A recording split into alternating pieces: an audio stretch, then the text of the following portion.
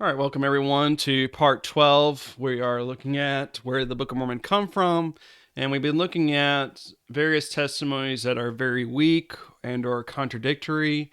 And so this is why we are looking at the inference to the best explanation. I still believe it to be the Spalding-Rigdon theory. And so we're looking at this, and so let's read what Robert Patterson Sr. had to say about this. Samuel Williams wrote down, said, Robert Patterson had in his employment Silas Ingalls at the time a foreman, printer, and general superintendent of the printing business. As he, Silas Ingalls, was an excellent scholar as well as a good printer, to him was entrusted entire concerns of the office. He even decided on the propriety or otherwise of publishing manuscripts when offered as to their morality, scholarship, etc., etc.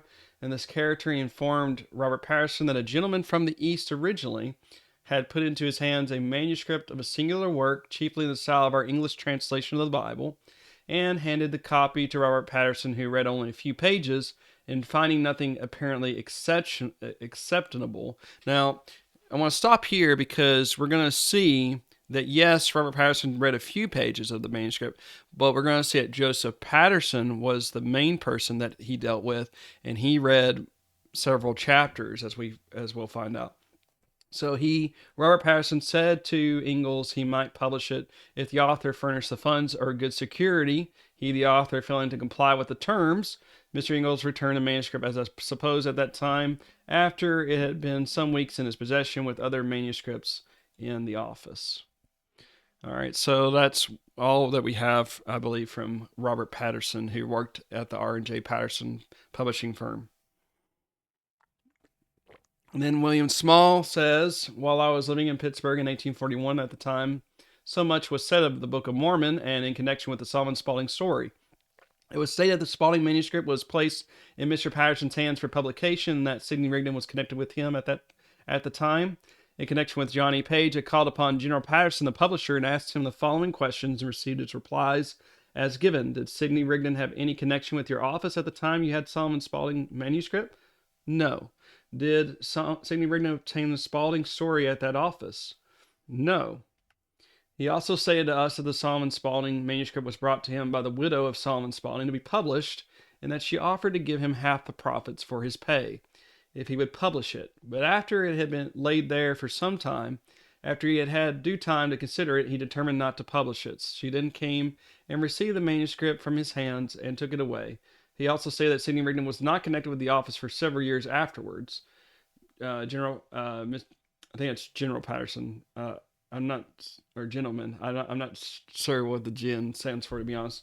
Also made affidavits to probably gentlemen. Patterson also made affidavit to the above statement. Your brother in Christ, William Small.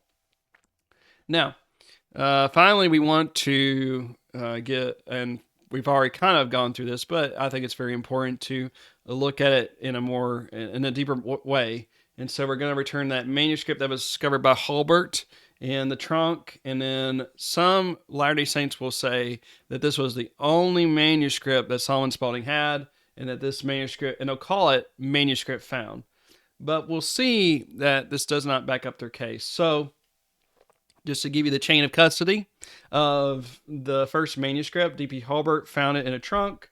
He delivered it to E.D. Howe, who worked at the Painesville Telegraph.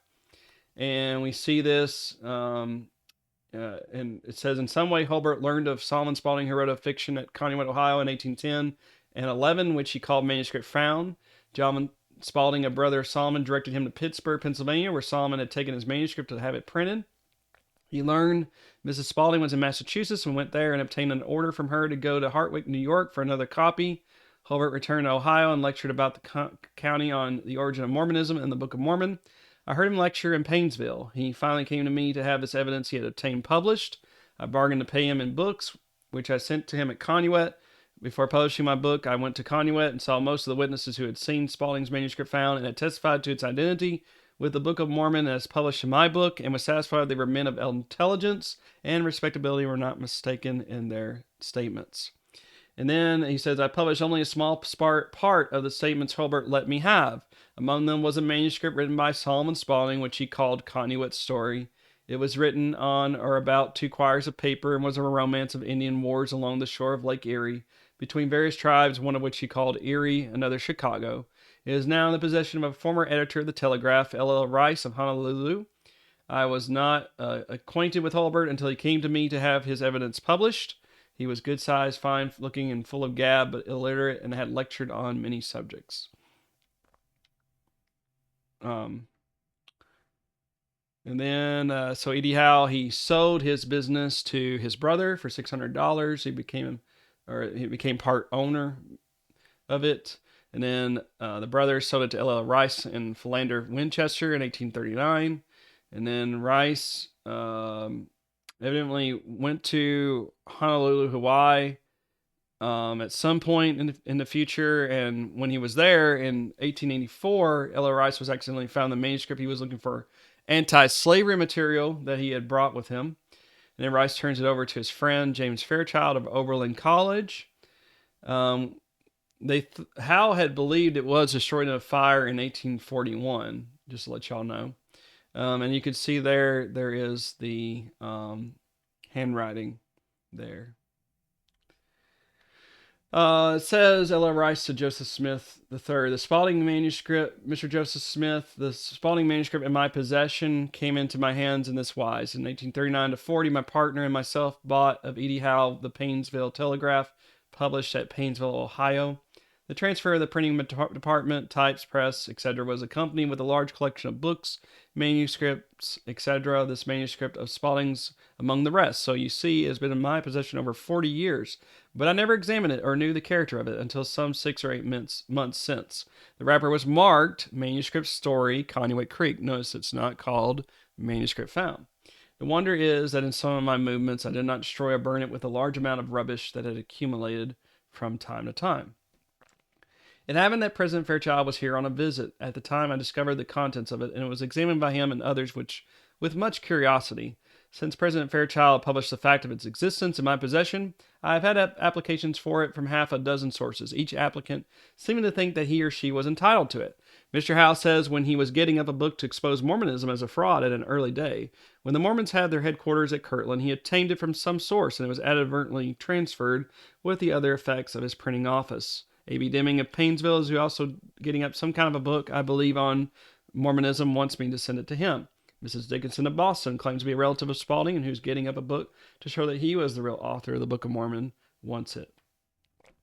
She thinks at least it should be sent to Spalding's daughter, Mrs. Somebody, but she does not inform me where she lives.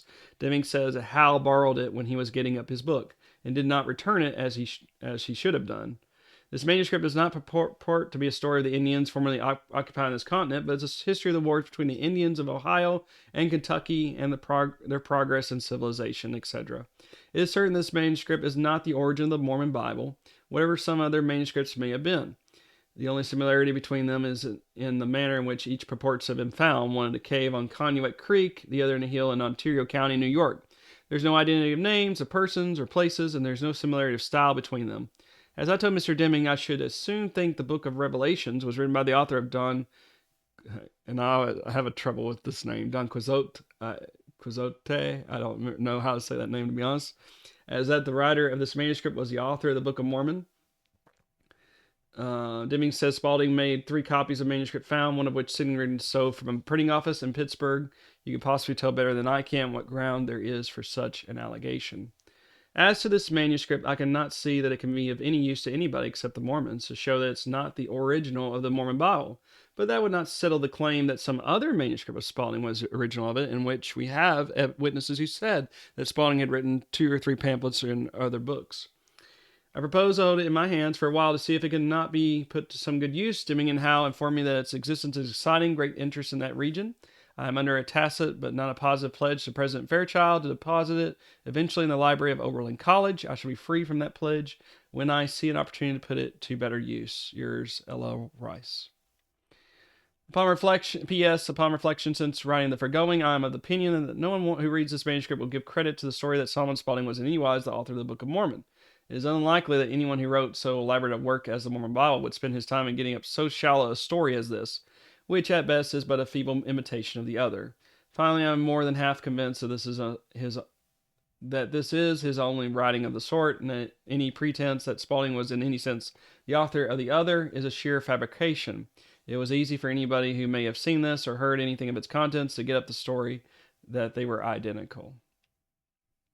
And then he wrote him again, wrote Joseph Smith. I don't know if it was his grandson or his son. I'm not so certain. Joseph Smith III, I think it's a grandson, but I'm not totally positive on that. So I apologize for not knowing my LDS history as I ought to. It says, Mr. Joseph Smith, dear sir, I'm greatly obliged to you for the information concerning Mormonism in your letter of April 30th and May 2nd. As I am in no sense a Mormonite, of course, it is a matter of curiosity, mainly that I am interested in the history of Mormonism. Two things are true concerning this manuscript in my possession. First, it is a genuine writing of Solomon Spalding, and second, it's not the original of the Book of Mormon. LLR.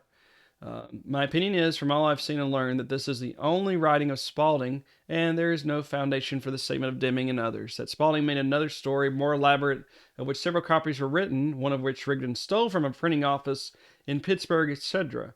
Of course, I cannot be certain of this, as of the other two points. One theory is that Rigdon or someone else saw this manuscript or heard it read, and from the hints it conveyed, got up the other and more elaborate writing on which the Book of Mormon was founded. Take that for what it's worth. It don't seem to me very likely. You may be at rest as to my putting the manuscript into the possession of anyone who will mutilate it or use it for a bad purpose. I shall have it deposited in the library of Oberlin College in Ohio to be at the disposal for reading of anyone who may wish to peruse it, but not to be removed from that depository. My friend, President Fairchild, may be relied on as security for the safekeeping of it. It will be sent there in July by a friend who is going there to take to himself a wife. Meantime, I have made a literal copy of the entire document, errors of the orthography, grammar. I have had an idea sometimes that it is due to the Mormons to have a copy of it if they took interest in it enough to publish it. As is only of interest in showing that it's not the original of the Book of Mormon, no one else is likely to wish it for publication. Mrs. Dickinson, whom you call a granddaughter of Solomon Spalding, represents herself to me as his grandniece. My great uncle, Reverend Solomon Spalding, she writes. Reverend Dr. Hyde, president of the institution in this place for training native missionaries for Micronesia, a very prominent and successful institution, has written an elaborate account of this manuscript and of Mormonism, and sent it for publication to the Congregationalists of Boston. I presume it will be published, and you will be interested in reading it. Very respectfully yours, L.L. Rice. And then James Fairchild, he in his diary, he wrote how he actually came across the manuscript. He wrote how L.L. Rice showed him the manuscript. He says, Sunday, August 31st, preaching in the morning in the 4th Street Church, contrary to my intention. Preaching had been announced without my knowledge, a warm day, 80 degrees. Indeed, every day is warm. At noon, went home with the Whitneys to dinner. Father Rice had been looking over his papers to see what anti-slavery documents he had for our library and came upon an old manuscript story to have been written by Solomon Spalding, probably the one which had been supposed to be transformation of the Mormon Bible. Unquestionably a genuine document. Mr. Rice must have had it 40 years, but cannot tell how he came to him. Had never looked, had utterly forgotten it. I spent an hour in looking it through. It bears no resemblance to the Book of Mormon, except that it is a rambling story of about the same literary merit, manifestly written by a man of limited education, but some thought purporting to give the history of the Indians of New York, Kentucky, and Ohio, their wars, etc. The book would be a gratification to the Mormons as putting an end to the story that their book is a reprint of Solomon Spalding's manuscript. I do not think they have anything to do with each other. Went to Mr. Castle's and stayed with them overnight.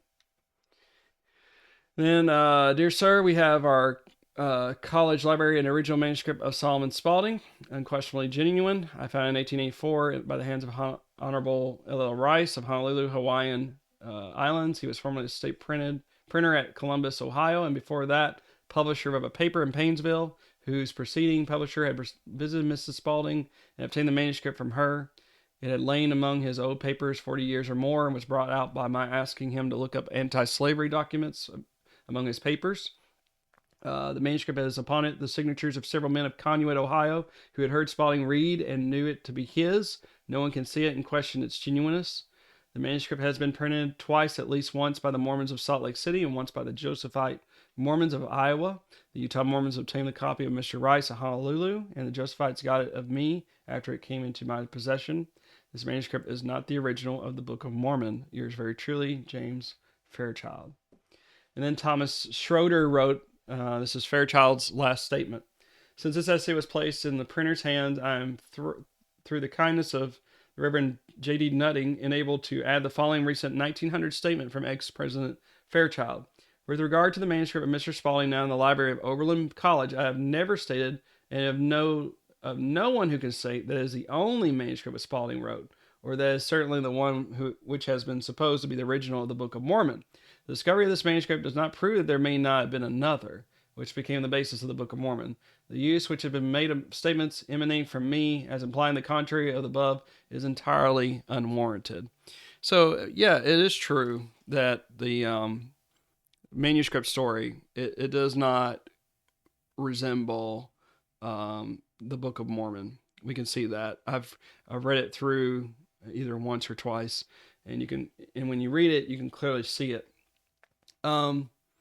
So as you can see in the middle there, the LDS did publish it. But here's what's interesting: they published manuscript story, and they called it the manuscript found, which to me is that's kind of a little bit deceptive, because it just says manuscript story, Connewick Creek. Okay, so, but we see that other witnesses did say that Spalding had written other stories.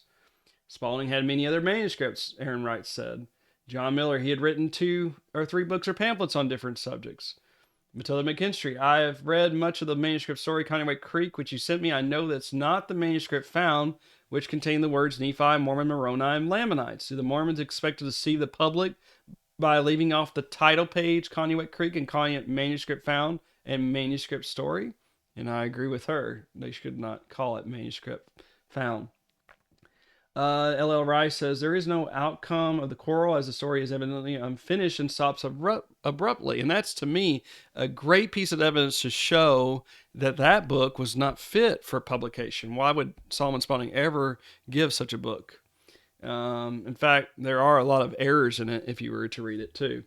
And Eber Howe to T.W. Smith says, the manuscript you refer to was not marked on the outside or inside manuscript found. It was not the original manuscript found. This was stated 3 years before the discovery in 1884, and those are 2 different titles.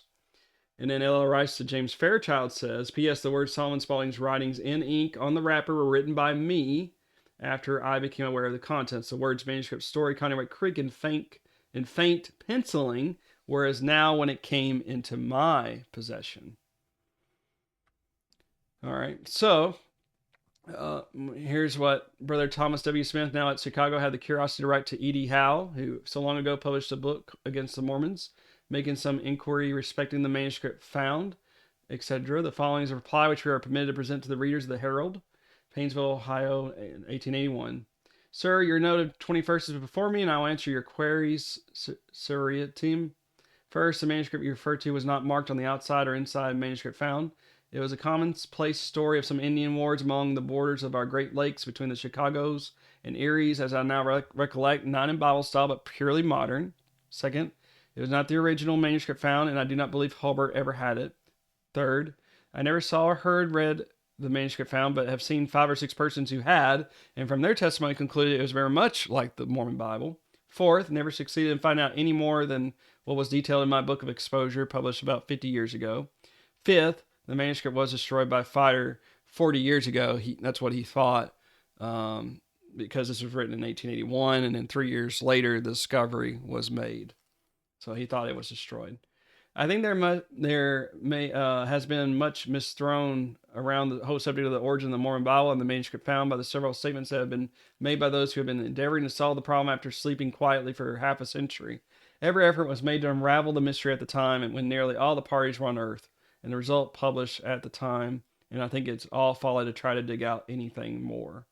E.D. Howe. And then Robert Patterson Jr. to James Fairchild. Robert Patterson was the son of one of the printers of R&J Patterson. So when somebody hears of the story in different places concur in their recollections of names constantly recurring in the story, when some of them heard it read again and again, it seemed impossible that after 20 years they should confound it with a story, which he's talking about manuscript story, in which is not one of these familiar and unique names of persons and places did once occur, like Zarahemla, Nephi, Lehi, Moroni, etc. Moreover, it's untidily testified by these witnesses that before Spalding became bankrupt, and when he wrote only to while away the hours of his illness, without any thought of making money by publishing his book, his purpose in the story they heard him read was to show, seemingly, that our Indians were descended from the 10 lost tribes. He therefore started the colonists from Jerusalem. Um, this was and these, I think, if I remember right, it's French, and I don't speak French, so raison d'etre, the very foundation of the whole fiction. How is it possible that such a story in 20 years became confused in the memory of those who heard it with a story which left the Jews out altogether? The memory of people who at that period read or heard very few romances would be all the more tenacious of the few. It might be the only one they did hear. So, to me, that makes, you know, a lot of good sense. That's just me though. Then the trunk referred, Eber D. Howe wrote, the trunk referred to by the widow was subsequently examined and found to contain only a single manuscript book in Spalding's handwriting, contained about one quire of paper. This is a romance purporting to have been translated from the Latin, found on 24 rolls of parchment in a cave on the banks of the Conneaut Creek, but written in modern style and giving a fabulous account of a ship's being driven upon the American coast while proceeding from Rome to Britain a short time previous to the Christian era. This country then being inhabited by the Indians. This old manuscript has been shown to several of the foregoing witnesses who recognize it as Spalding's. They recognize it as Spalding's. He having told them that he had altered his first plan of writing by going farther back with dates and writing the old scriptural style in order that it might appear more ancient. They say it bears no resemblance to the manuscript found. Okay, so I hope you can see there's a lot to cover there. Now, here's the interesting thing we're going to look at. What happened to manuscript found? And what we're going to do is we're going to look at that next in the next video. Really appreciate you being with me. Thank you so much. Have a good day.